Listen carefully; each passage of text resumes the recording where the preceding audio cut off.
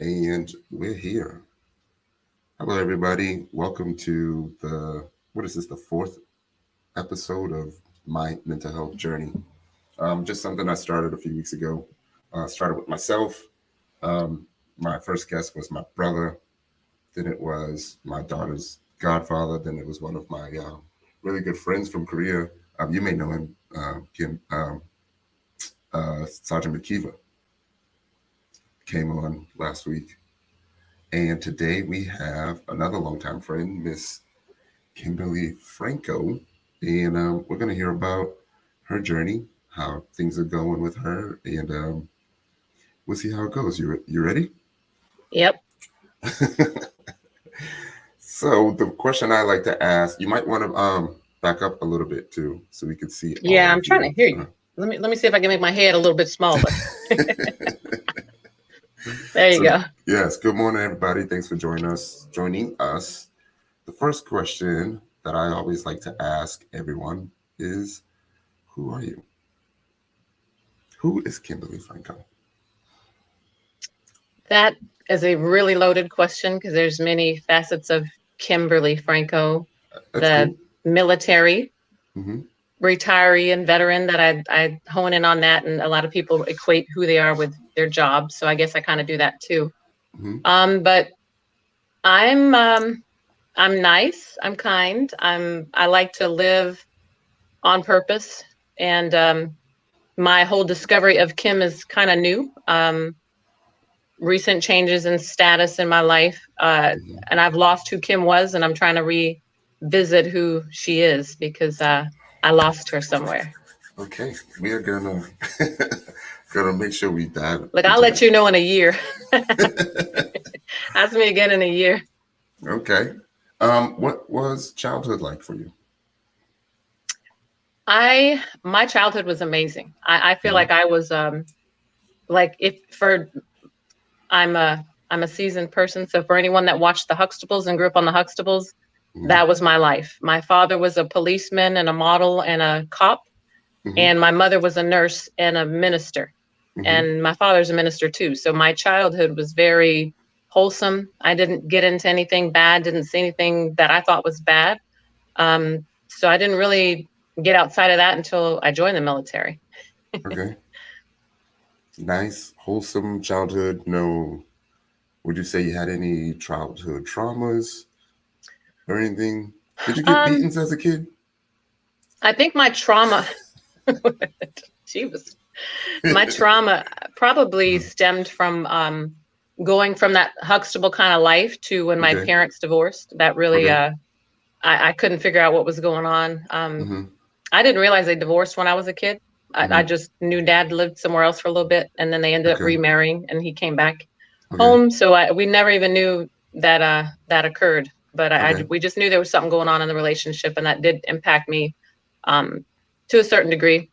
Hmm. And then they divorced after I joined the military and was long gone. After I think 28 years of marriage, they divorced. So that was kind of a shocker too. But I guess not a shocker. Just you don't expect that to happen. So they were together and married before you were born. So I'm just trying to calculate these 28 years. I think I remember being probably about 10 years old when they divorced the first Okay. time because Okay. Pops moved to an apartment and we loved it because he had a pool. We didn't have a pool. So it was Uh-huh. kind of good for us. But Uh-huh. when I don't know how long they were separated. I don't know when they remarried. I just know that they told me after I was grown, hey, we divorced. And Uh-huh. we didn't know. So like you just felt like you just didn't even process it fully Mm-mm. as a kid. No, no, not really. Okay. It didn't Um. impact me. My childhood, I can say it was, there's nothing really I would change about it. I Mhm. mean, I had a really firm foundation. I probably a little bit more time in church than I wanted because we were in church about 5 days a week. So, Okay.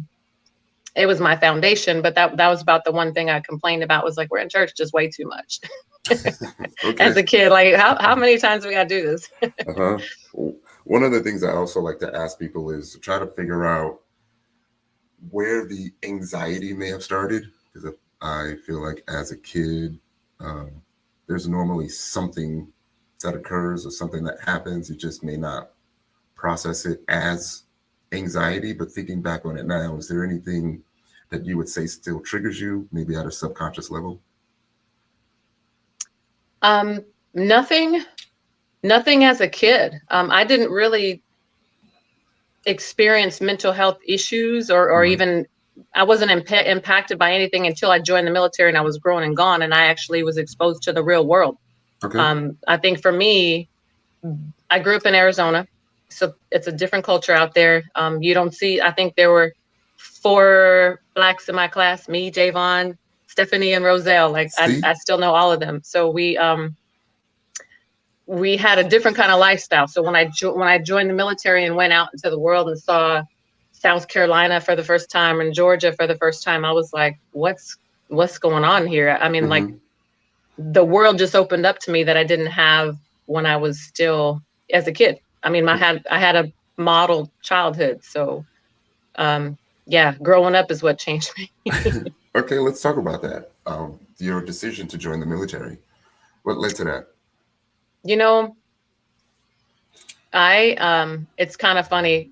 I definitely wasn't one of those like, hey, I'm a patriot. I need to go do this for my country. My dad's like, hey, you need braces, and I'm not paying for them, so you should probably join the Army. I was like, okay, and I joined. You can see that they ain't as straight as they used to be, but I got my braces fixed. But yeah, I just wanted something different, and I had a cousin who joined, and I was like, well, if she can do it, me too. And I didn't know she'd join the reserves, and I joined active duty. So I joined, and I'm getting shipped off to Germany. And I was like, wait a minute, what do you mean you're home? Was Germany your first duty station, or were you? Germany, stationed? Heidelberg. So actually, I hung out in Heidelberg, but I was in Karlsruhe. What was your MOS when you first joined? Military police. Oh, okay. So, yeah, what you what? So you was Popo. The Popo. All right. What made you be an MP? My dad. I'm sure you. Okay. Yeah, when I went to the recruiter, it was like you can either be a nurse, which that was on one of my list, and that my mom was a nurse. I was like, I could do what mom did, but I'm really a daddy's girl. So for me, I was like, dad's a cop.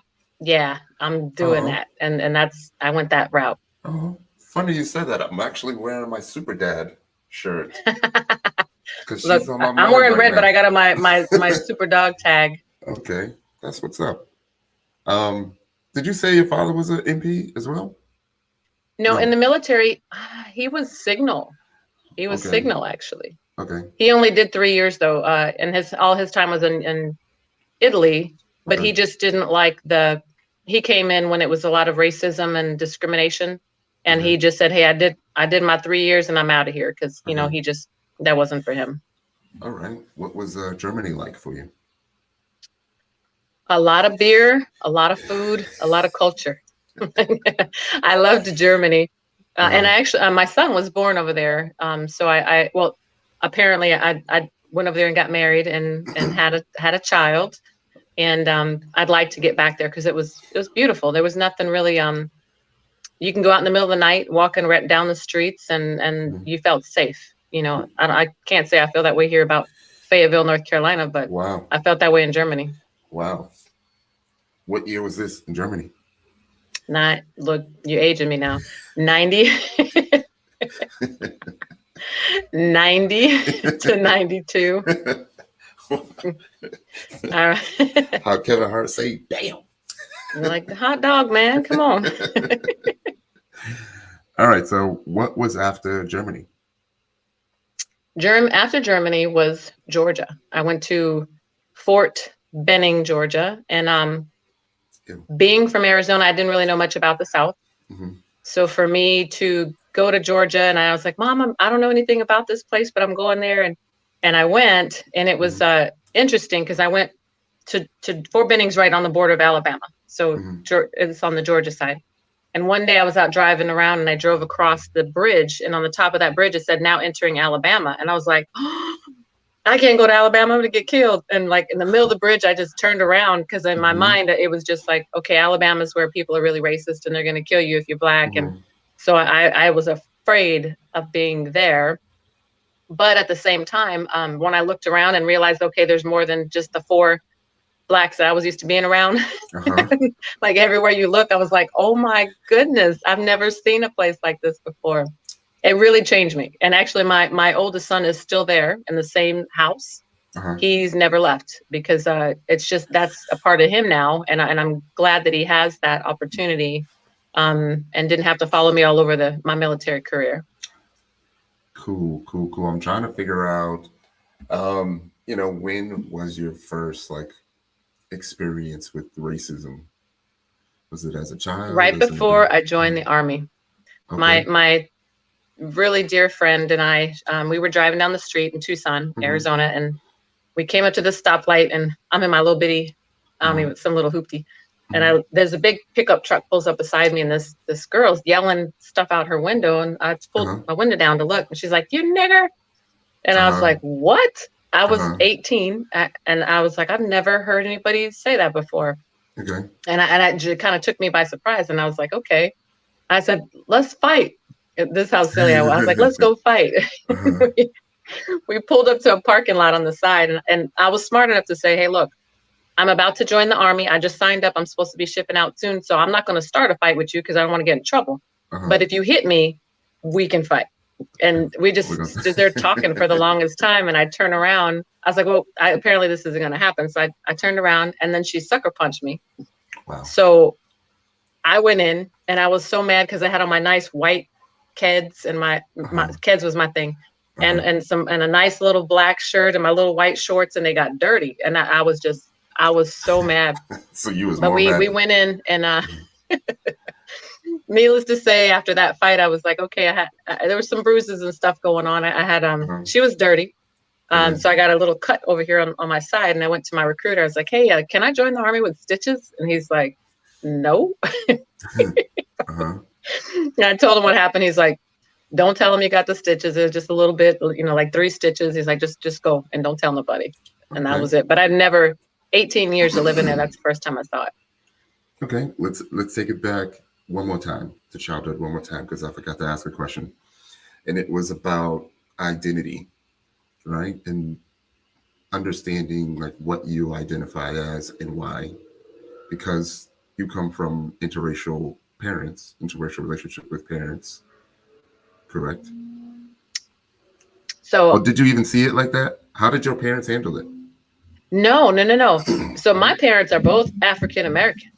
Okay. My dad is just high yellow because my grandma's. What did I mess up then? Was I not paying attention? My what? No, you weren't paying attention, Tyrone. But my identity, as my parents always told me, was like, you are a child of God, and and it was always a church identity. But no, but the thing with me was being in Arizona, I didn't realize that I was the only black in the room, which majority of the time I was. Okay. But I didn't have any problem with that because there wasn't a racial thing. Like it was like a bubble. I grew up in a bubble where you just didn't see that kind of stuff. Okay. Let's go back then, back to the future, back to the military then. Were you ever deployed? Yeah. Was your first deployment after being at Fort Benning?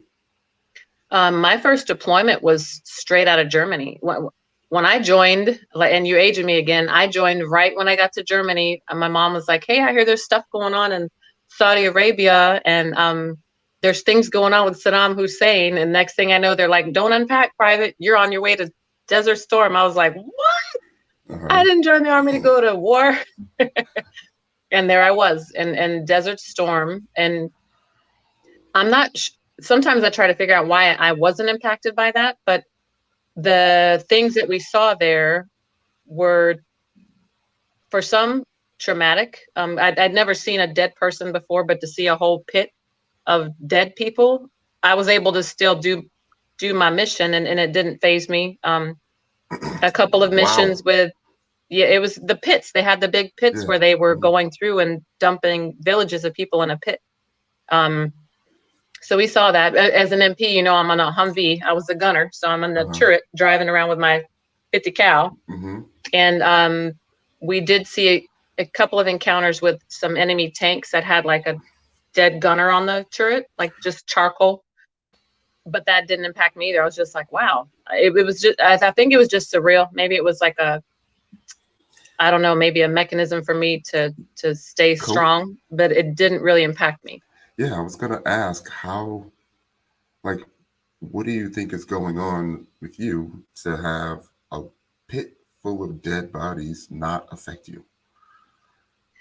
At that time, I just, I didn't look at I saw them from a distance. So for me, I'm a big thing. If I see somebody in their face or something like that, it Mhm. really deeply impacts me. Okay. So my whole experience in a Desert Storm didn't bother me as much as when I came back to Germany.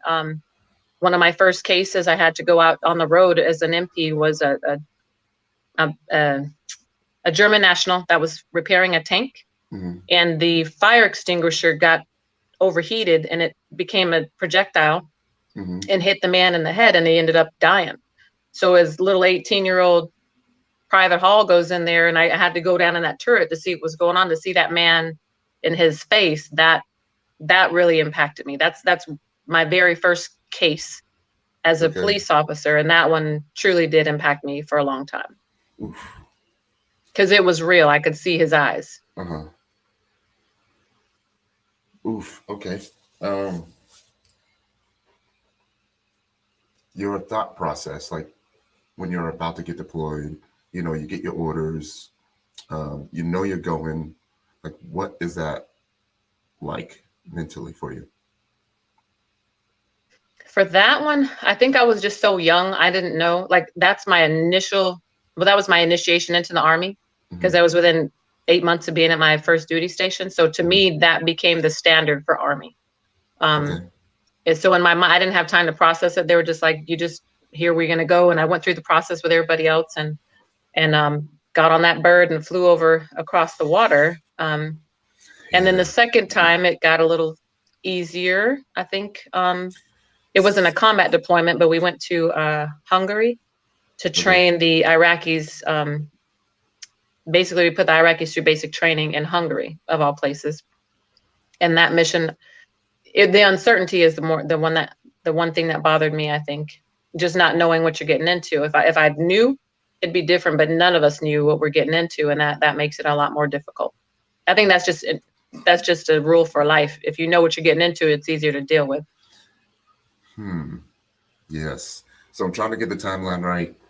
Um, Basic training, AIT, Germany, Fort Benning. Was there a duty station before Fort Benning and your first deployment? Germany. So Okay. basic training, Germany, Fort Benning, Korea, Fort Benning, Korea, Fort Polk, Korea, and then Fort Leonard Wood, and then I ended up here at Fort Bragg. Okay. So Korea 3 times. Was it all Yeah. in the same place in Korea? No, 2 times in Busan, which was beautiful, Okay. and once in Seoul. Did you ever feel like there would be any threats to you during those Korea missions? I probably should have, maybe more so when I was in Seoul, but I had a lot of Korean friends that were like elderly people, business owners and stuff, and they took me under their wings and showed me Korea. And so I Okay. didn't feel a threat, even though we were really close. Now Busan, where you're all the way down there by the beach, Hmm. right at the southern tip. I didn't feel anything at all. I could have been in California when I was in Busan, other than the food and the smell. Wow. Korea was like a total culture shock for me, especially the first 6 months. Um, but you get used to it. Seems like you embraced it fully from the beginning. Yeah. Well, I had friends that were there ahead of me, so Okay. they when I got there, they really took me under their wing to show me, hey, this is what you do, this is what you don't do, and I mean, I had a blast while I was there. Cool. Um, so after Korea, retiring from the military, what was that transition like? Um, it's so funny because I'm really a workaholic. Hmm. So I remember the day I retired, I was in the office working, and I was doing a report for my colonel. And they're like, why are you still here? And I'm like, well, because I got to get them this report. Mm-hmm. And the next day, after I'm retired and I'm Miss Franco, I came back in the office and I'm like, here, let me show you how to do these. And I worked for like another week. And I was like, hey, you guys, it's time for you to learn. I'm really gone. And I think that's just me. I was like, I just feel committed to have to go in there and help out because I had the knowledge and they didn't really know, and I didn't want our colonel to be hanging. So I did that. And then I took about another week off. And then I got this phone call when I was in Walmart parking lot from my boss saying, hey, we'd like to hire you for a job. And we did my interview sitting in Walmart parking lot. And I was like, okay, I've never done an interview before because the Army, interview for that. It's like, I hope I said the right stuff. And then I got the job, and that's all she wrote. Here I am. What was the job? Suicide Prevention Program Manager. 10 years in. I'm so excited. Tell us about that. Was that something you applied for? Is that something you wanted, or is it something you were offered? It was something that was made for me. I'm very spiritual, and I know that God put this job here for me for this moment. Had I retired any other time, I wouldn't have gotten this job. They basically created this job the month I retired. It was the first time it was ever publicized. But my passion was when I lost my brother to suicide and going through many, many opportunities to help other people that had experienced suicide or, lost someone or even thought about suicide. I just realized, okay, that's what I need to do. And actually the Army, they had a policy that was just about to expire like 3 months later that said you can retire early, would allow me to retire as an officer instead of making me go back to E7 to retire. And I had to put this paperwork in, and it was about to expire, and they finally pushed it through, and they're like, well, nobody's ever asked this. And I was like, well, I'm asking. I need it signed so I can retire and get out of here. And it was a bunch of red tape, but they ultimately did sign it. Some colonel up at headquarters of the Army called me, and she's like, hey, Captain Franco, I just want to let you know that you are the first person that's ever got this memo signed. You're approved. You can retire. And by the way, this memo, the reg just expired, so you're the only one that's getting this. And I was like, ching, that's a God moment. There's no way that everything was just set up so perfectly that this is where I had to be. Funny how that all works out, right? Yeah. The experience that you mentioned with your brother, at what point in the military career did this happen? I was a captain here at Fort Bragg in the Sustainment Brigade, and I worked in ops. So I got all the reports that came across that said, whatever piece of equipment's lost, weapons lost, all that stuff. And I always got the ones that said suicide attempt. And I was just pushing papers and doing my job. And then when I lost my brother during that period, I was at my house. I'll never forget that day, but I was at my house. I set my phone on my fireplace mantle and went outside because I always knew that these couple of geese would fly by around 6 o'clock. I was out there waiting. The birds flew by. I went back inside and I saw my phone, and it was a suicide note on my phone. And everything was kind of a blur, but I do know that I kind of just fell to my knees. But military Kim came back in. I was like, okay, let me see what's going on. I had to call my mother to see where she was, because it happened in her home. So I had to call her, Mom, where you at? And act cool and calm. And she's like, oh, I'm at the mall. And I said, okay, why don't you go have lunch after that? And then I'm jumping off the phone with her, and I'm calling the police saying, hey, can you please go to this house and check? And I'm going back and forth. Hey, Mom, what are you doing right now? And back and forth. And being in law enforcement, and I did 911 for probably like 2 years, I know there's only certain things they're going to tell me on the phone. So when I called the policeman again, I said, listen, my mother lives in that house and she's going to be coming home. So I need to know what to tell her. And he said, ma'am, I can't say anything to you, but I'll let a police officer call you back. And right then I knew, I was like, okay, he's gone. And I called my mother and I said, hey, Mom, got to tell you something. And I shared with her what happened. And I don't remember what her reaction was. I was kind of stunned still myself, but she ended up going back home and people met her there. She couldn't go there, it was taped off and everything, but she was able to go there, and our neighborhood friends were there to console her and be with her during that time until I could fly back home. Mm-hmm. And at that moment, I still owed the Army 3 years, but that's when I said, hey, look, I can't sit here and look at these papers anymore. Mm-hmm. Like, my heart's not in it. Not that I don't love the Army, but I can't do that work anymore. I need to do something that's more meaningful. And that's that them signing off on that allowed me to step into this work. Mm-hmm. Ooh, that's touching. Your other siblings. Did you have any other siblings? Tell us about that. And yeah, I have older siblings, but we weren't really that close. Me and my little brother, that's what my dog tag, it says, gone but not forgotten, hot shot. Mm-hmm. He was only 8. We're 18 months apart. Okay. So every memory I have, he's in it. Okay. My older siblings are the closest one to me is 8 years older than me. So I don't remember much about our childhood. It was just she was a cheerleader and she was in sports. I just remember her getting dressed in the morning and throwing clothes on me while I was sleeping. That's really my main memory. I don't have a lot of memories of them, but my younger brother, we did everything together. Mm-hmm. Everything. So, like, I'm noticing that you're able to handle these things like really well, especially at the beginning. Why do you feel that is? Because you have mentioned military Kim kicked in.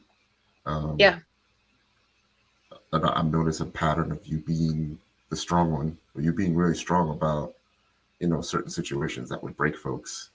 And you also mentioned that it was made for you. And I was just thinking about something even earlier today, and the thought was, God wouldn't put you in a position if He didn't think you could handle it. What do you think about that? And how is your faith? My faith is what got me through and gets me through. Because I realize I'm a daddy's girl, and I mirror everything my dad does. And that man is so strong. Just thinking of a military police, or he was a civilian cop, undercover drugs, dude, whatever you call him, investigator. He's a minister. He's just a pillar of strength. My father has lost all but one of his 7 siblings. He has done the funerals for them. He did the funerals for his mother and his father. And I watched that man and my brother as well.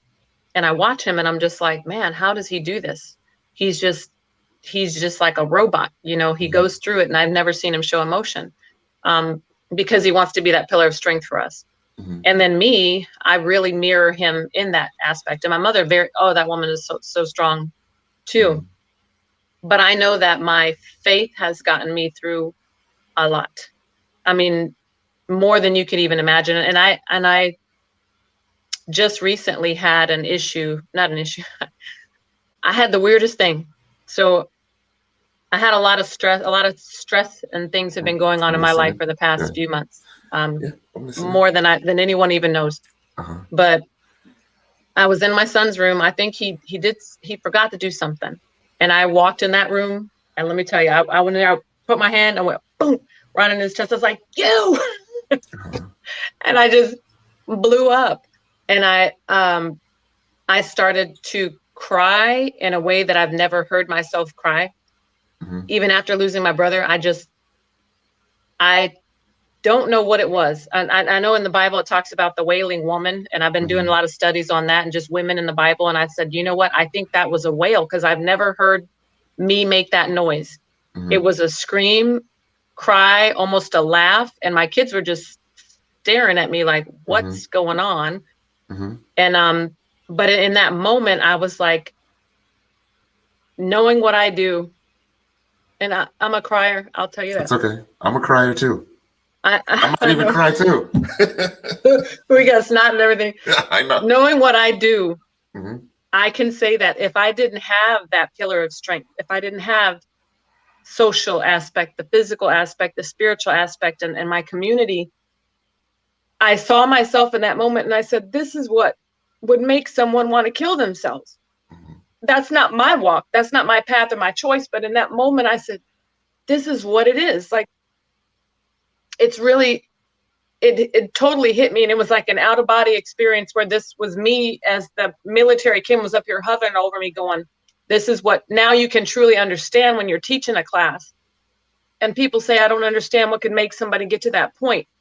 Holy cow, I was at that point. And at that time, my faith got me through. My faith got me through because I was like, and afterwards my kids came, my son was like, Mom, I'll clean my room. Baby, it wasn't about your room. Like, Mama's just going through some stuff right now. But if I didn't have that foundation, and when I talk about, it's almost like just pressures coming at you. And when you're a woman, when you're a single parent, when you're a Black woman, let me say Black, because my Caucasian or other races don't have the same pressures that I feel that African American women have. Mm-hmm. So that being being that Black woman, being that boss, I'm a supervisor, I'm high up. I've been successful, not because of me, but because what God has allowed me to do. But there's so many levels of pressure. And then when you're like, okay, when I'm here at this point, when do I get to just let my guard down and just chill? And I've never had that. And even after I lost my brother, I've never cried like that in my life, even after losing him. But that's because I went into work mode. And for me, my way of processing stress and hurt and pain is to work.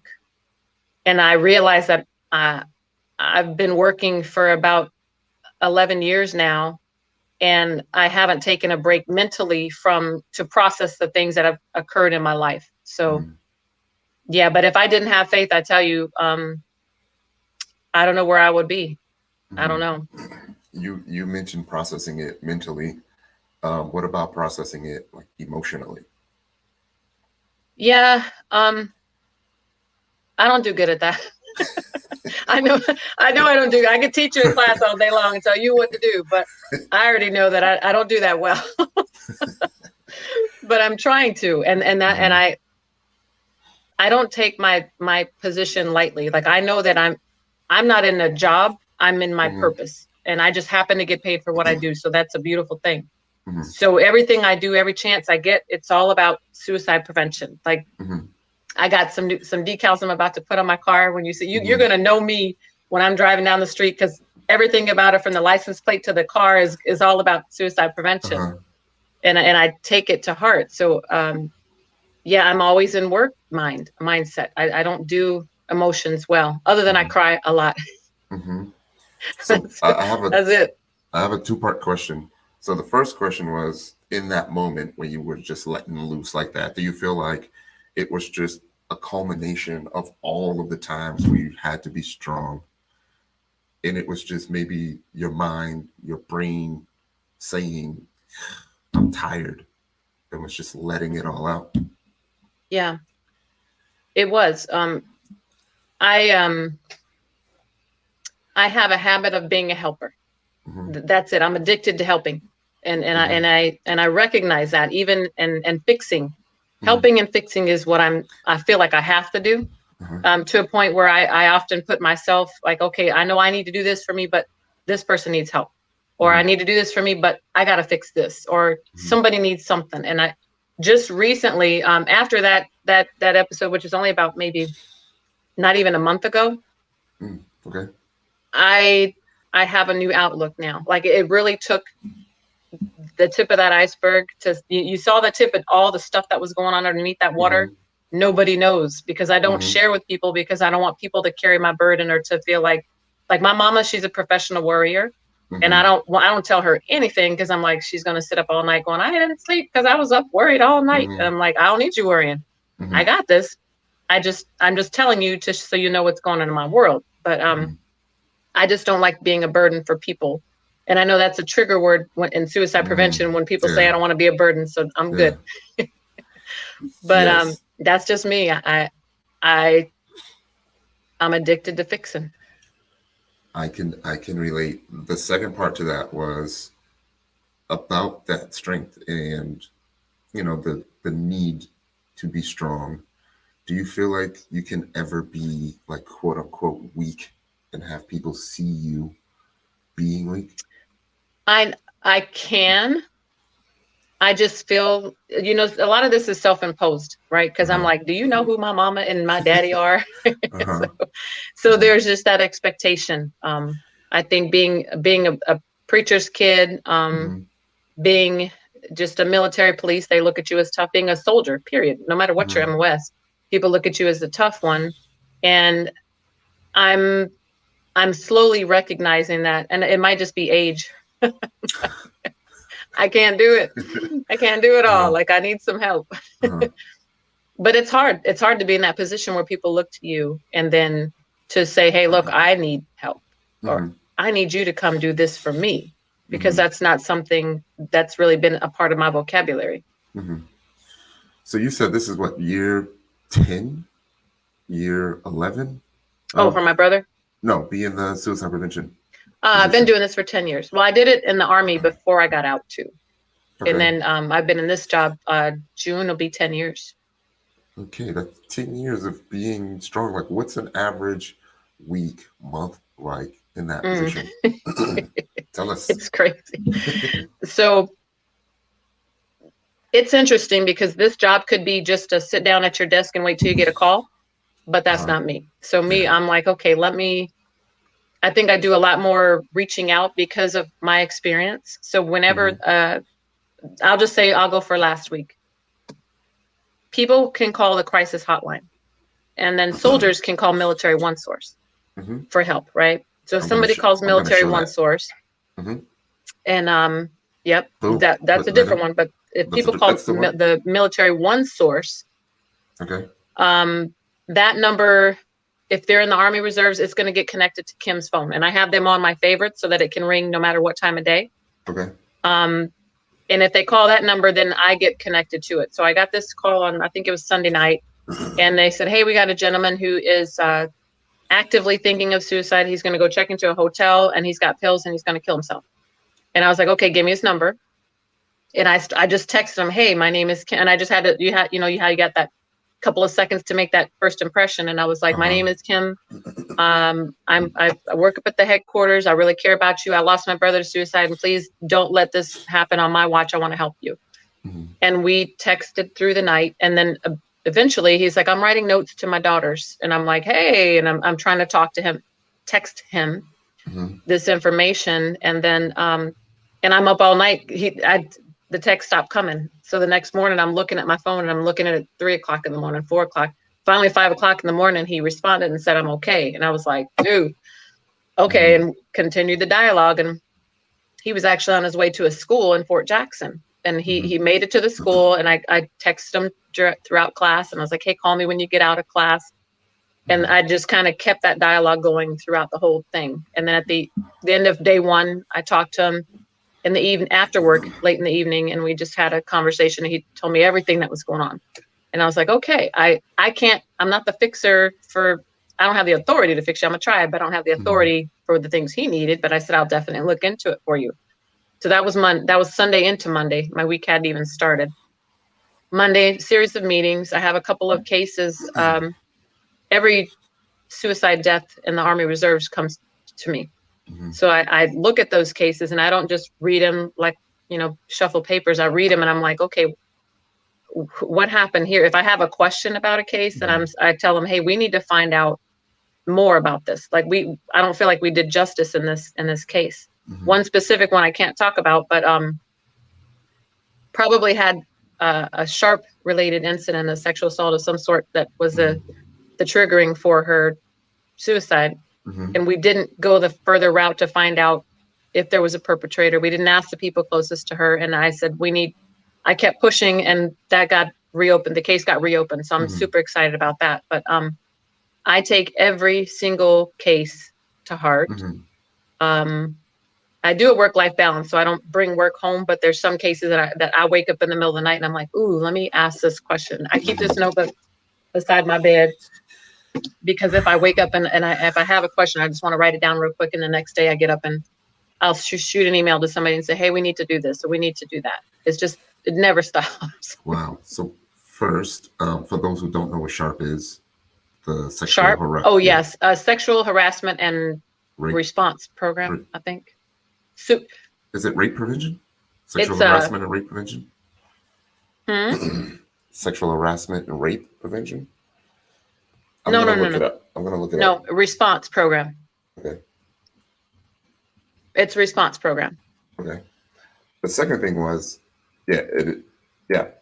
sexual harassment, assault, response, and prevention program. Gotcha. The second thing is that notebook looked really, really The what? thick. That notebook looked really, really thick. Like that's a lot of notes. Yeah. All right. Yeah. How many cases do you normally get per week? Luckily we haven't gotten any recently. We're sitting at 4 right now for the calendar year, unless something came in this week. Okay. I was in a class, so I didn't even check my emails yesterday, I'll be honest. But we're at 4. Last year total we had 45. So those 45 soldiers, most of them I send care packages to their loved ones if I can get a hold of them. Mm-hmm. And it's basically a little book on suicide. How do you deal with a suicide? And it's one that my mother and I wrote together. Mm-hmm. So I like to get that into their hands because suicide grief's a whole lot different than, cancer or a car accident, something like that. Because it's by choice. So it's very difficult to process, and you can really understand it when you've been through it. That's why, actually, that's where One Common Bond came from, my nonprofit organization, to talk about the bond that we have together as we're going through grief. Okay, I have a lot of questions, but the questions are mainly to help folks that are listening. Yeah. So you're getting these calls. So one, how often does your personal line ring? The one that you said comes to you. How often does that one ring? Through different avenues, but probably about 4, maybe 3 to 4 a week. Okay. Of crisis type. Okay. So the other thing is that that phone is ringing for a special purpose. Mm-hmm. And that someone on the other line, on the opposite, is struggling right now. Like what's your thought process when that phone rings? I have them in my contacts number. So if I see Military One Source pop up on my phone, the very first thing I say is, Lord, help me with the right words to say, because I don't want to say the wrong thing. And people don't know that when they call me, I might be in the middle of my drama that I just had last month, right? Or they don't know that, my son's on his very first track meet and I'm getting ready to watch him and I want to record it. Now I can't record it because I got to answer this phone call. So I just have to just put myself to the side and say there's somebody on the other end of this line that needs me. And I think it's very important to first establish that you truly do care, because a lot of people don't.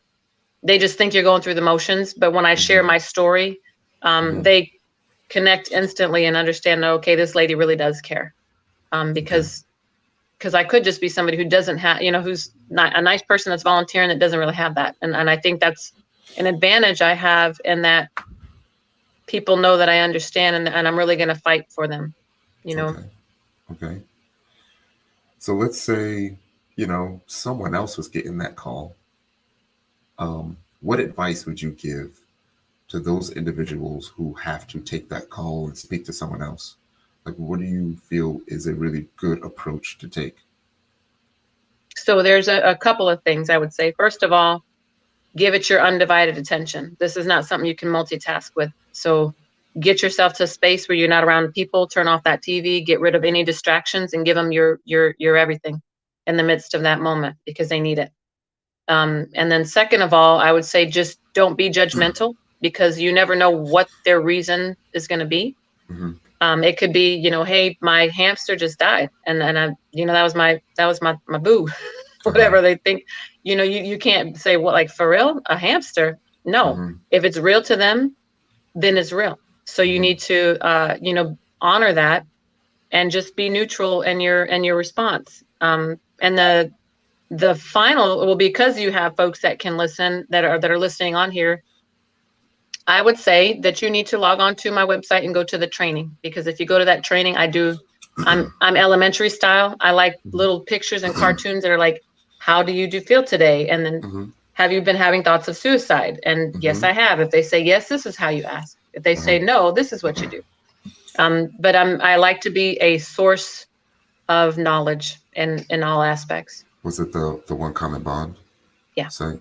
On the One Common Bond at the very bottom, you see a picture of a gentleman on a computer, Boom. and Pulling it it says click here up. Uh-huh. to learn how to do it. And guess what? We've had some really amazing folks that have supported the organization where we no longer charge. We used to charge $22 for the course, kind of Okay. going with the 22 veterans a day that die by suicide. But now it's absolutely free for all of 2022 and 2023. So there's no excuses. You know what? It's strange how things happen. So on my Facebook today, I got a reminder that it was my 4-year anniversary of the fact that I did the 22 veteran push-up challenge. Mm-hmm. And I was just saying, like, wow, you know how things just kind of occurred and the timing, and when you're paying attention to the universe, you know, it's like, wow, like everything starts to make sense. Yeah. So we were talking about tips for people that are receiving that phone call. A second thing is, do you feel like there are any signs that people could exhibit that could possibly lead to suicide? Absolutely. I teach this a lot virtually and then in person. We live on these little boxes right here, right? So I don't have a Twitter account, but I do have a Facebook. Uh-huh. Now, I tell people, look at the trend of what people post. If you know that I put a Monday inspirational thing every Monday, and my pictures are typically like selfies or family or something. Mine, I try to stay in the realm of fitness or social, mental aspects and spiritual. And then all of a sudden, like, let's say, and this is part of the training, let's say that my profile picture changes from me smiling to like a black rose or a picture of a gun or just black, completely black. And that's my profile picture. That is a change from what's my norm. So we are all out there watching, and we can all see when people change. Through Facebook or through social media in general is a really easy way to notice when somebody's different, especially right now that we're kind of isolated and we're not in each other's faces every day. So when you see that, you can't just say, hey, did you see so-and-so's post? What was that about? You have to call so-and-so or message so-and-so and say, hey, I've noticed some changes on your post. Is everything okay? Would you like to talk? And then just go that second step and call them, or just say, can you tell me what's going on? And allow them to talk, and they'll share their story with you. But I know that I've talked to people that have attempted suicide. I used to go, when I was at Fort Bragg, I used to go over to the hospital when a soldier would be in the hospital that had attempted suicide, and I'd have my brother's obituary in my pocket. And I'd walk in the door and say, hey, I know I'm a captain and I'm not in your chain of command, but I'm here because I really care. And I'd show my brother's obituary and ask them to tell me what got them to that point. And one young lady, she just really stays in my mind. She said, I lost my sister to cancer. She was in Texas for 30 days of leave. Her sister ended up dying. She buried her sister on Friday or on Saturday. She flew back to Fort Bragg on Sunday. And on Monday morning, she was in the motor stables, and they were like, your truck, you need to go PMCS maintenance on your truck. And she said they didn't even acknowledge that she was gone. And so in that moment, she said she took pills, and she just said, you know what, nobody seemed to care. And I think that's a key thing, that people need to show that they really do care, and take time to slow down and make those phone calls. And if you can, go in person, but it's important to really show and invest your time. That's the biggest investment you can give to someone, is your time. You can have all the money in the world, but if you don't have time, they're not going to reach out to you for help. Indeed. I have another question that might be on the tougher side. So just so you know, so my sister's a helper as well. She's been a 911 operator for over 20 years, and she's got a ton of stories about receiving calls. And, in her position, once she sends officers out, her part of the call is done. So a lot of times she will be on a call that's like an extended call, like really, really helping someone out. But once she presses that button and like, hey, okay, officers are on the way, she'll hang up, or oftentimes she'll wait till the officers get there. But oftentimes she doesn't get that closure. Do you have any experiences where you also have had those calls and you either didn't get the closure or you got news afterwards that your help wasn't enough? You may have Yeah. lost some. On my job, the good thing is that they send up a report to me, and I keep sending back replies to say, hey, tell me what happened with that soldier. Tell me what happened with this civilian. And I'm not going to stop until they tell me what happened. The ones that really have impacted me like that are the ones that have been with strangers. Like I said, this is my life. So if I'm at a place and I see somebody who looks like they're down, I'm going to engage. I'm going to talk to them. And I mean, what's the worst case scenario? They say that lady keeps bothering me and talking to me, but there's one lady that was in the mall in Texas. I was out there doing training, and she was new. She was from somewhere overseas, but she was new to the country, wasn't really settling in well. And I was just on a break, so I did talk to her, and she really seemed distressed. And I did ask her questions about suicide. Are you thinking about suicide? And she was like, no, I just don't really know what to do. And I think I would, in the moment, I would have wanted to stay with her longer. At that time, I really couldn't, but I gave her the number of the crisis hotline and hoped that she would do well, and then I had to leave to get back to my schooling. But it's those ones that you kind of just help in passing, or that you see that that they're not doing well, or they don't seem to be doing well, and that they don't have the obligation to respond to you. Soldiers are going to respond to me because I'm not going to leave them alone. But it's the civilians, it's those neighbors, those passersby that I don't know who they are. Would you consider yourself an empath? A what? Would you consider yourself an empath? Yeah. Do you Absolutely. think that is how do I word it? Do you think that is a hindrance or a superpower? For my work, I'd say it's definitely a superpower. It can be a hindrance. I mean, for me, I wouldn't call it a hindrance at all. When I'm out and that's a bad word. with my kids or something, and I'm like, hey, I've got to go talk to this person, or I'm gonna go talk to that lady over there, and they're just like, Mom, are you serious? Like, you don't know her. I'm like, I know, but I just feel like I need to talk to her, and they're just like, oh gosh, there she goes again. But I just can't turn it off. Yeah, so maybe hindrance is a bad word, but the fact that you said you can't turn it off, I can't think of the word right now, but it's something similar to, your ability to like take on these burdens, whether you want to or not. You feel like you have to. So one thing that a huge thing with me, Ty, is at the end of every day, like my nightstand's kind of funny. I've got books all over, and I'm in the middle of like all of the books, but this journal right here, like it's the thing that I'm writing in. I take my notes, and I have to. Oh, how cute, my son! What I love you. When I have that book, I'll write it down, and I know I can't do everything. Like I have a couple of Wonder Woman mugs and cups and shirts, but I know I'm not. And I just write it down. Like, Lord, these are the people that I really want to do well, or help. Sandy with this, or help so and so with that. And just leave it there, because I can't fix everything, and I don't even want to try to get into the position where I think I can.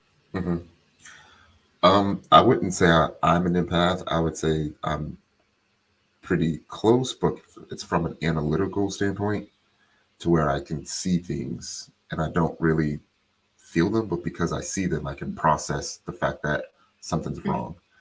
And then oftentimes, like, I don't look people in their eyes because I feel like the eyes can't hide. And I'm like, I've seen those eyes before. I know something's up. I can see the pain. I can't really feel the pain, but I can see that there's pain there. Um, are you able to explain, what you're seeing and what you're feeling when you go and talk to a complete stranger? Yeah. No, it's not easy to explain. Mhm. It's like an unction. They call it. You just get that unction and you just know. And I'm Mhm. like, I keep tissues everywhere I go because it's nothing for me to just break down and just cry. Not for myself so Mhm. much, but I cry for others. Mhm. Actually, one of the books on my nightstand is called The Mhm. Highly Sensitive Persons. And I've been Mhm. reading that and I'm like, oh, okay, you need to get Mhm. that book, Ty. It's a really good book. Uh-huh. And it talks about that. The people, when you feel it's for the empath. And when you read it, you're like, okay, I totally get this. Mhm. And I actually bought that book for my son because I'm like, okay, this kid, people have always referred to him as being, he's just so emotional. He's just so emotional. And when I start reading this book, I was like, Mhm. okay, there's a name for that. And it's highly sensitive persons, they call it. But Mhm. definitely, as I read that, I'm like, that's me. And that book helps you because I didn't even discover this until about 2 months ago. Mhm. And now I'm really reading into it and I'm like, okay, it helps me to understand me a little bit better. Okay. That was going to be the follow-up question to that. Um, your ability to like take all of these things in, process it, stay strong. How has that transition been from the beginning of this job till now? And then I have a follow-up question after that. Yeah, it was better at the beginning because I used to work at the level I'm under, where the Mhm. next level under me right now. Now Mhm. I'm the boss up at the Mhm. higher headquarters. This job entails writing regulations and paperwork and responding to congressional inquiries and stuff like that. Mhm. And that is not, like, I hope nobody's listening from my work, but I am not into that. I'm like, let me sit in a classroom with people. Let me talk to soldiers that have made an attempt. Let me be the advocate to help, people through the process. Cause I'm about being with people. Mhm. And right now I'm kind of limited on that, Mhm. just because there's not a lot of people out there where I'm at. Mhm. And I don't like this transition much. I'm trying to figure out how I can balance it out. Mhm. And that's going to be a process to see how or if I can even make that happen. Mhm. But yeah, I'm all about being around people. If I'm not there, then I feel like I'm not in my purpose, and I need to probably look for something else. Okay. What are some things that you are doing and did um, to get yourself to like a better state mentally, emotionally, just to be a stronger person overall? Journaling is huge. That's my thing because I think if you're not kind of documenting how you're feeling, then you Mm-hmm. don't see your process and you don't see your growth. Mm-hmm. And the thing I write all the time is, am I gonna as I go through this, how am I gonna grow through this? I'm Mm-hmm. always wanting to grow Mm-hmm. and take it like my webpage I talk about in the Bible in Genesis 50:20 about, that I see my brother's suicide as the enemy taking him out. I don't see it as that. That's all I see it as, because he had such a promising life ahead of him. Mm-hmm. And so that talk refers to Joseph having a lot of his brothers sold him off to a caravan. They tried to kill him. Like, he went through all this stuff and got into a position in the end where he was the one that was responsible for getting food to the whole nation Mm-hmm. after famine. And he says, hey, look, I don't have any hard feelings against you. I had Mm-hmm. to go through everything that y'all put me through to get to this point right now. And what I'm able to do now is save lives. Mm-hmm. And I look at that and I'm like, that's me. Like, Mm-hmm. my brother's gone. I can't bring him back. I would love to bring him back and not have this opportunity, but I realize that the lives I've been able to impact, Mm-hmm. and some I can say that I've been able to save because of what happened to him, I'm okay with that. And then this is where I'm supposed to be. Okay. Whew. I had a question that piqued interest. Earlier, you were talking about, meeting people, and it seemed like you go straight into asking, um, have you considered suicide? Hmm. Do you advise like going straight to that, and do you feel like it would be triggering for them, or do you feel like it's just something that they want to talk about but they may not be willing to talk about, and you just gotta put it out there? Yeah. So in the training, I talk about the 3 steps to asking. Hmm. And the first thing is to acknowledge what you hear them, what you see, or what they're going through. Like Hmm. an example would be, um, you have a friend that's always hosting a party or something, like weekend gatherings. We always do Sunday dinner at so and so's house. Hmm. All of a sudden, so and so says, "Hey, I'm not hosting dinners anymore." That's enough of a thing to say, okay, that's a red flag, number one. And then let's say that their social media pictures kind of look a little different than they Hmm. normally would do. That's number two. So you go to the person and you talk to them and say, hey, look, this is what I've observed. Can you tell me what's going on? Let's talk. And then just Hmm. give them an opportunity to express what's going on in their minds. Hmm. And if they say, hey, uh, I just got my carpets cleaned and that's why I don't want anybody coming over because I'm doing stuff to the house. Well, Hmm. that's one that I wouldn't ask that question. But if they Hmm. started to say, you know what, I just don't feel like I want to do it anymore, or I don't want to be around people anymore, and Hmm. they're showing me things that are outside of their norm, then I Hmm. would engage in that question. So the first Okay. thing is acknowledging that you see a difference. And then when you ask, I like to ask the question, first acknowledge what they say. Second one, I call it like a way to ease into it. Hmm. So asking, with all this stuff going on in your life, have you ever had thoughts that you just want to go to sleep and never wake up again?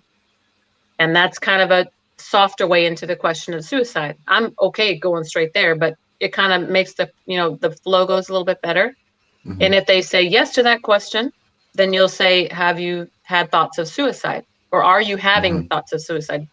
Having meaning in the moment, because it could be talked about 20 years ago. So Hmm. ask them, are you having thoughts of suicide? And if they say yes, then you engage that way.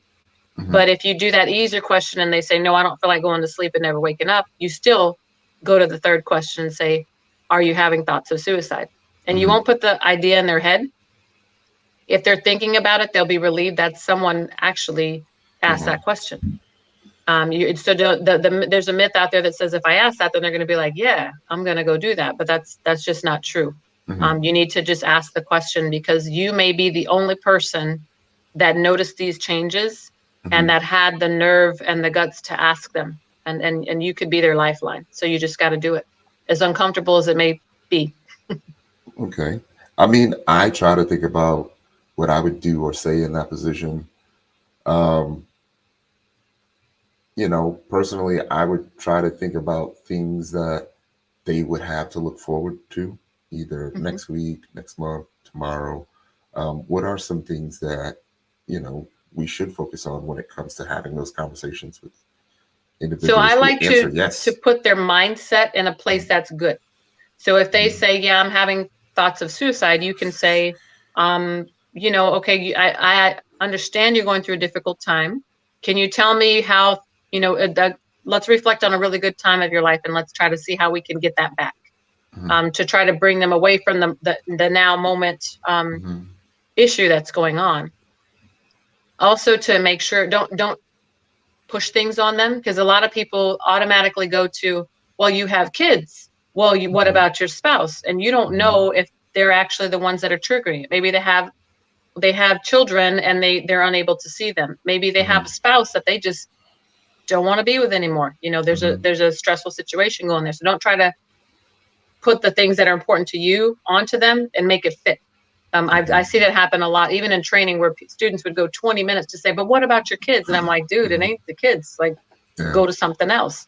Mhm. Um, so you just have to be totally open Mhm. and explore different things. Just the biggest thing is to let them tell you what got them to that point, because a lot Mhm. of them, it, more than likely, no one has ever asked them that question, Mhm.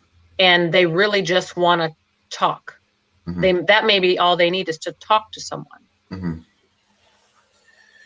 I have a few more questions. So we know about, military Kim.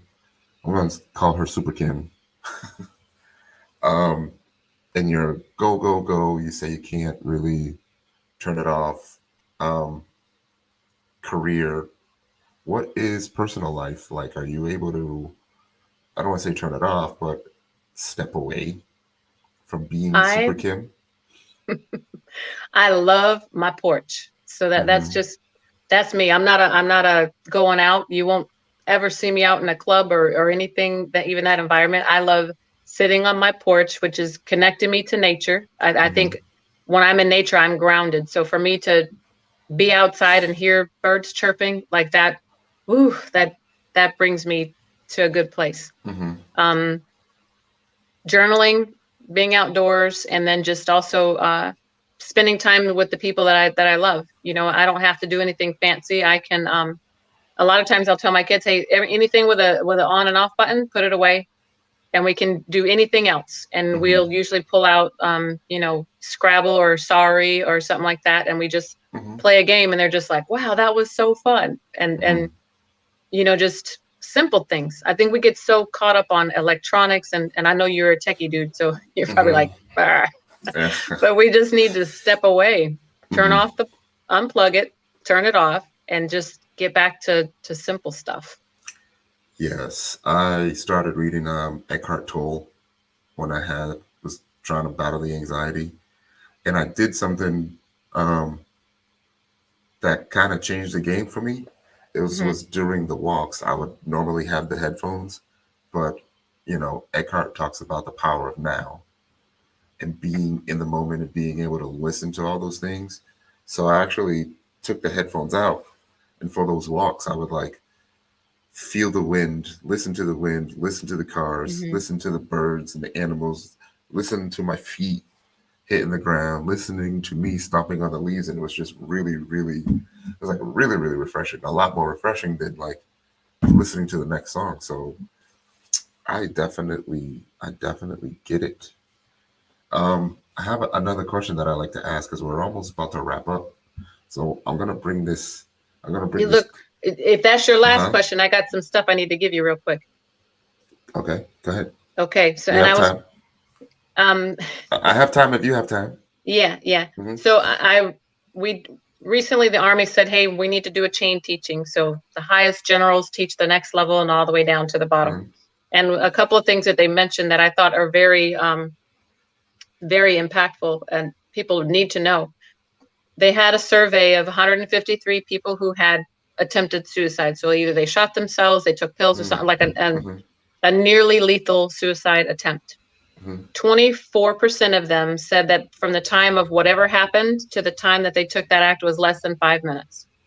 Less than 5 minutes. Hmm. Another 24% Hmm. said that from the time, whatever that triggering event was, to the time that they made that act was less than 19 minutes. Hmm. So when you think of what we have available in our homes, I have guns, but they're in a safe. Hmm. I'm the only one who knows where the key is because I think as a responsible person, I need to make sure that I'm minimizing access to lethal Hmm. means.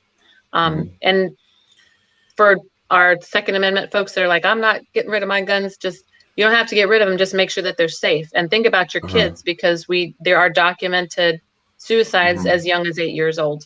And I Okay. don't think people think about children right now and what they're going through Uh-huh.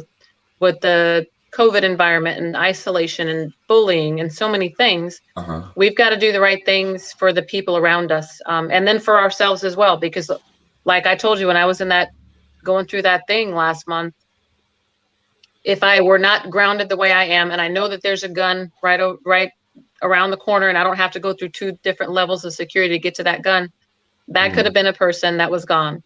Hmm. Another person, we lose 123 a day in the United States, estimated Hmm. Hmm. 123.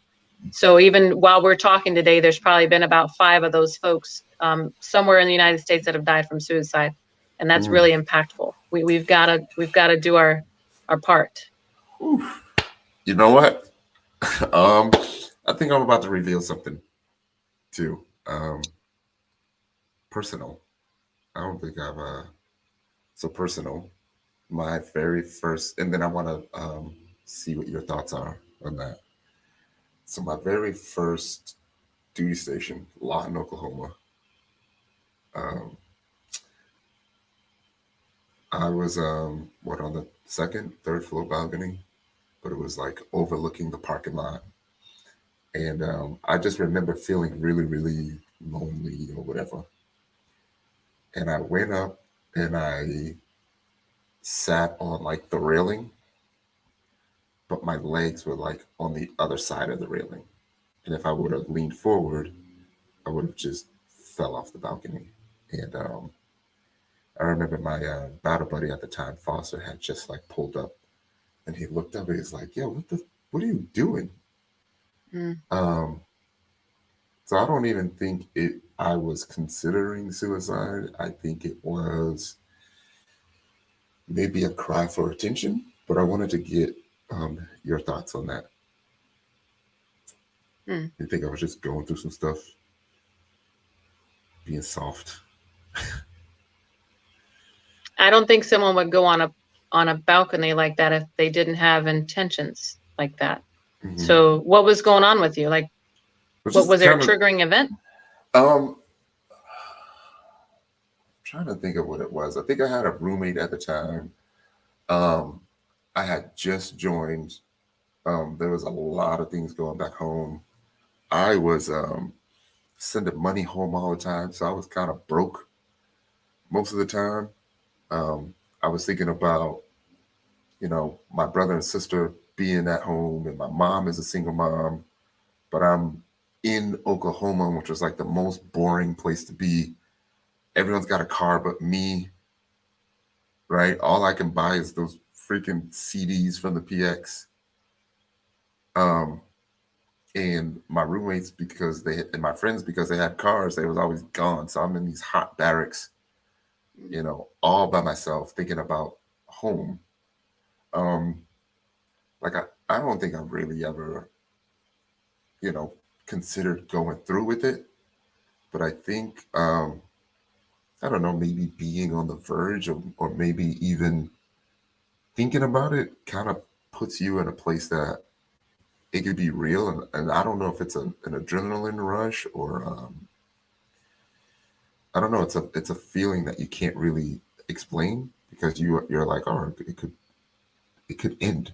So I don't want to say it's excitement, but it's just a different feeling. It's like a different rush of emotions that come over you. Yeah. There was one more time too. I think I told this story last night in Korea. Um, I don't know what I was thinking, but I remember making a big giant bowl of popcorn, and I put a knife, but I opened up the knife and I put the knife at the bottom of the bowl of popcorn. And I was like, if nobody comes in here by the time I finish this bowl of popcorn, then I have this knife waiting for me. And I don't know if I was testing the universe, testing God, or, needing some validation that I am truly loved and I deserve to be loved. Um, but freaking Los walked in to my place and got some popcorn and noticed the knife. And he was like, dude, what are you doing? I was like, you know what? I can't even explain it. I don't even know. I was just sitting here. And so not even when I was deployed, I don't even think I considered it. Well, let me stop. I considered my life ending, but I never really considered like suicide, doing it myself, unless like I was to get caught or something. You pose those questions to yourself, like, could you end yourself in lieu of being tortured? But yeah, It sounds like the theme between both of those is just being alone. Man, okay. Yeah, if you were waiting for somebody to show up by the time you finish that popcorn, then it seems like what you're missing is someone, a presence, because you wanted a presence to show up in that room. But yeah, definitely well, you're here today, so Yeah. that's a positive sign. But Uh-huh. there's a journey that's there for all of us. Like what is it that we seek? What is it that we Mhm. need? Yeah. Yeah. I'm good. What about yourself? Is that a tough question to ask someone? Is that a bad question to Oh ask someone? no, no. Uh-huh. It's I mean, it's my platform, but I've never had that. I've never I couldn't even understand it. Mhm. And like even when my brother died, I was in, denial is one of the stages of grief. And I was like, there's no way. Like he's Mhm. African American. We're Christians. We Mhm. came from a beautiful, wonderful family. So that doesn't happen to us. And I think Uh-huh. because that's what I was taught and that's what we discussed. Well, we didn't discuss it. That's the problem. We Mhm. didn't discuss it. When you have mental health issues and people look at mental health as being like crazy or something bad, it's your mind. The Mhm. health of your mind is not right. And so if the health of your elbow or your health of your eyes or your teeth, you're going to get that fixed. And Mhm. people are shying away from getting the mind and your mental fixed. And we've got to do Mhm. a better job at that. Um, but I've never Trying. had that thought. And even my brother didn't. So Mhm. for him to, when he's texting me to say, hey, I'm about to kill myself, Mhm. there was not in a million years, he would never have not followed through because he would have been embarrassed to have even had that thought, Mhm. because it's not something that we talk about. And we never had exposure to it as kids. We Mhm. never talked about it. We had one deacon in our church who died from suicide when I was probably about 10 or 11. And me and my brother, I remember us looking at each other like, dude, did you hear that? Brother so and so died? And he was like, yeah, ain't that crazy? And we're like, yeah. And that was Uh-huh. it. Never said another word about it again. Our parents never spoke about it. The church never spoke about it. And we need to realize that there's some things you don't pray away. If Uh-huh. somebody breaks their foot, you're not going to say, we're going to just pray about that. Uh-huh. You're going to take them to the hospital. So we need to do Okay. the same thing when it comes to mental health, because people are hurting. Uh-huh. And I was looking at Miss USA, Chesley Chris, that recently died from suicide. Mhm. And I look at everything she had. People would look to her and say, oh, she had everything. What could be possibly going on? But again, you have that figure who's looked upon as a pillar of Mhm. strength, and almost like they're not allowed to be weak. They're not allowed to be, Mhm. taken down from that high position that either she placed on herself or other people. But it's difficult. Mhm. We need that opportunity to just be ourselves, be vulnerable, be human, be Mhm. weak when we need to be. Mhm. Because right now, the all suicides in the United States have lowered. A lot of people think because of COVID, suicides have increased, but they haven't, with the Mhm. exception of African Americans and Mhm. youth. So Mhm. we're talking, 10 to 16, that age group, that they're the only ones that have increased Mhm. 3%, and everybody else has lowered. So we really need to keep dialogue going. I'm Mhm. glad you're doing this I'm because trying, yeah. it needs to be spoken about. We can't just Mhm. sit around like it's the elephant in the room and not talk about it, because it's going on. Yes. I don't know why I think this way. Maybe it's in a book I read or some training or just my personal thoughts, but do you feel like there's a direct correlation between the way the person attempted suicide and maybe the message they wanted to get across or how they were feeling at the time of the suicide attempt? I think that the first thing is access. The Hmm. majority of young people Hmm. die from pills or hanging because they Hmm. don't have access to a gun. Okay. Older, people who are, adults, they might have more access to a weapon. So Hmm. guns are usually the most common method. Hmm. Women more so do not die from guns as often. Hmm. I think it's I mean, military women, I don't know, maybe that's a difference. In the military, we're a little different. And I think just because we have access and we're familiar and comfortable with guns. Hmm. But the civilian world, civilian sector, it's not as prominent. And a lot of people speculate that that's because, they don't want, if they're going to have a casket, they don't want to, look too bad and different things Hmm. like that. You just never know what's going on because, of course, they're gone Hmm. already. But the biggest factor is, what do you have access to? Okay. Yes. I think that was all my questions. I do have one more. So I like to bring it back and ask you again, who is I Kimberly thought I said Franco? ask me next year. No, I I I'm a person who is working, living, and breathing in her purpose, Mhm. and I am gonna stay on that path because I know that I'm here for a reason. Yes. Yeah. Uh, anything else you want to tell us? No, that's good. So That's listen, good. the online training, it's super, super easy. Hmm. It's super We'll easy put when you this back log up. in. Like I said, it's free of charge. Hmm. When you go on that link, if anyone has lost someone to suicide or even to any loss, COVID, the Hmm. One Common Bonds page, we do grief care packages to send to families because when you have loss, you need some help getting through that process.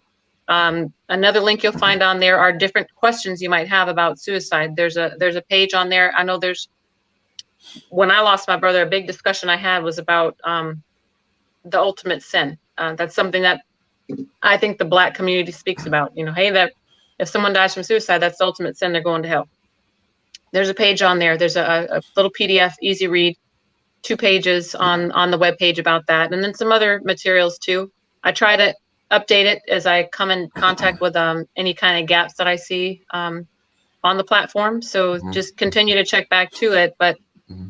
in that training, it's maybe an hour of your time, an Hmm. hour investment that could save a life. So Hmm. knock it out. It's Saturday. It's President's Day weekend. There's some point in time, I'm sure this weekend you can just jump on there and take the class. But I think it'll help you out. You'll learn a Slash lot. slash training. I'll update that. Yeah. Is there any last words you would like to say to people other than that? Um. No, I don't have any. Just take the training. Yes. All right.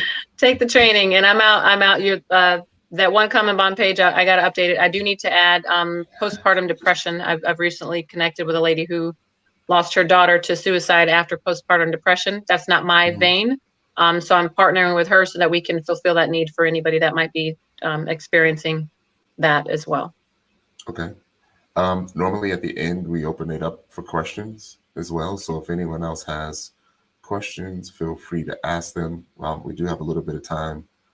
We have a question. If being lonely is a trigger, what part of having a partner or what kind of love are people looking for? You want me to ask that? I mean, answer, then you have an answer for that, Kim? I'm thinking that one. Well, so that you could answer that too, but I'm Mhm. saying that oftentimes there's a void and we don't Mhm. know what that void is. My everybody has their own walk. And in, for myself personally, I know that when I am not connected spiritually, then I feel a void. There's an emptiness there. And people need to it's all about self-discovery, Mhm. learning who they are so they can really figure out what they need in life. A lot of people try to fill the void without really knowing who they are. So that's kind of one of those open questions. Yes. I'm happy you mentioned knowing who you are. There were some things that I kind of figured out last summer that I was dealing with subconsciously, and that was not feeling like I deserved love because of my biological father not being present. So I think it starts with being, in love with yourself first, Hmm. knowing who you are, and also knowing what your purpose is. And you said you have identified what your purpose is, and I feel like once you have that purpose, then like you said, like you can't really fathom not being around to fulfill your purpose. Hmm. So yeah, that's a really good question. Raymel says, "Thank you. I want to thank you. If I haven't yet, I want to thank the audience for showing up. Kim, thank you, thank you, thank you, um, for being able. I mean, for coming on. I pray that you have the strength to continue your journey, even though I know it can be tough Yeah. sometimes. And I've seen you, and then even when I ask, "You good?" You'd be like, "Yep." Yep. Yep. And I'll be like, but I just seen you crying. Yeah. And you're like, nope, I'm good. And then I think you even mentioned something that was like totally off the wall about, what was it, a game or something? I was like, we're not talking about that. About what?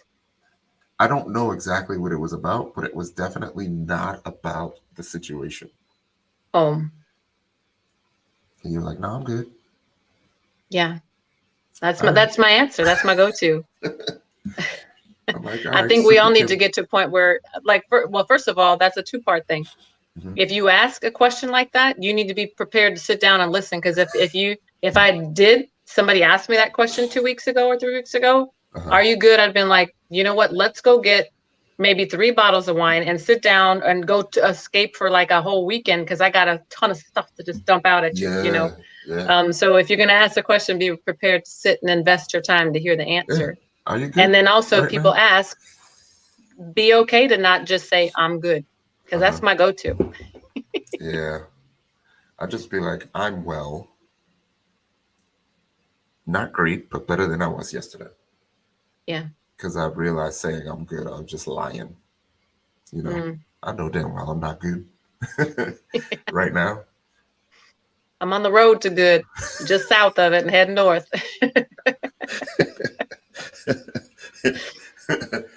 Oh man, this was good.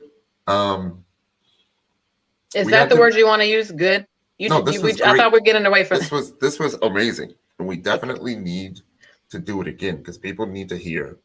If there's anything specific that you want to do that may be like a 10, 15, 20 minute portion of the training that you think would be helpful, we Hmm. could do that at any time. Um, but yeah, this is great. Did I tell you about my brush with suicide in Laos in Korea? Oh yeah. Yeah. Was that bad? The way I handled that? Uh, no, there is no right or wrong or good or bad. Uh-huh. I just remember being angry Yeah. that it happened and he was there bleeding right in front of me. And then I tried to help him and he was pushing me off of him saying, let me die, let me die, let me die. And it was blood going everywhere. And I said, well, go sit in the tub because you're getting blood everywhere. Well, I was there we. mad. And then I thought it was the reason why he did it too. And he was saying that Jenny don't love me no more. Yeah, relationships are a key thing. Mm. Oh, oh man. All right. Yeah. I see He'd be all right. Tiffany He'll be all right. has a Tiffany. question. Yes. If a person constantly complains about the same problem they're having, could it be a red flag that they could be under a lot of stress and depressed or even thinking of those thoughts? It could be. Yeah. You got to look at it as a whole picture. Um, Mm-hmm. It's like that, like a pizza. If you have pepperoni, you don't necessarily know if that's going to be a pizza or a sandwich. You got to have the big picture of what's all the ingredients together. So constantly complaining about a problem shows that they do have it's enough for them to be speaking about it. So they're probably stressed out about that situation, whatever it is. But also pair that with other things that you see going on. If they're talking about a situation and they're getting into risky type of situations, or maybe they're excessive drinking, or it's causing them to do additional things that are considered high risk, then definitely engage them in conversation and ask them, hey, is there something I can do to help you get out of this? Because I hear you talk about this often. So it's Mm-hmm. obviously bothering you. So let's come up with a plan to kind of help you resolve this situation so that you don't have to continue with the same repetitive cycle. But just try to be there for them. And some people, I have a sister who does that all the time, and I just choose not to answer my phone because I'm like, I got to be in the right mindset because I know what she's going to say. Uh-huh. Not everybody wants to get better, and some people just really thrive off of complaining and Mm-hmm. about the same thing. Mm-hmm. So, yeah. Cool, cool, cool. All right, for real this time. It's been a great hour and a half. We're gonna end it for real, for real. Kim, thank you. Everyone in the audience, thank you, thank you, thank you. We will most definitely do this again. Absolutely. All right. Be ready to learn. For So the next time we'll talk, it'll be after you've taken the training so we can have discussion on what you learned. Okay. I'm going to take the training right now. Yeah. All right. Have a good day, everybody. Thanks. Take care. All righty.